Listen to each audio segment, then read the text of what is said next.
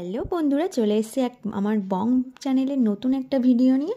আজ বানাবো খুব স্পেশাল গাজরের হালুয়া।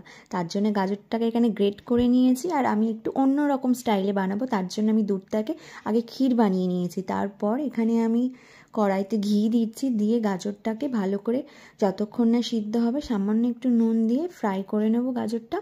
তারপর ওটা ভালো করে ভাজা হয়ে যাওয়ার পর আমি এখানে কিন্তু চিনি অ্যাড করিনি, যেহেতু এখন চিনি খাওয়া খুবই স্বাস্থ্যের জন্য খারাপ, সেই জন্য আমরা এখন গুড় দিয়েই সব কিছু বানাচ্ছি। তো আজকে আমিও সেটাই করেছি, গুড় দিয়েই আমি এখানে গাজরটাকে ভালো করে ফ্রাই করে নিয়েছি। ভাজা হয়ে যাবার পর আমি মালাইটা অ্যাড করে দেবো এর মধ্যে। দেওয়ার পরেই সামান্য একটু ফুটবে, তারপরে একটু ঘন হয়ে আসলে ওটাকে নামিয়ে নিলেই রেডি হয়ে যাবে আমাদের খুব স্পেশাল একটা ডিশ, গাজরের হালুয়া। আমি এখানে কাজু কিশমিশটা অ্যাড করিনি, তোমরা চাইলে এটা দিতে পারো। যেহেতু আমার ঘরে এটা অ্যাভেলেবেল ছিল না, সেই জন্য আমি এখানে এটা দিতে পারিনি। দেখতে পাচ্ছি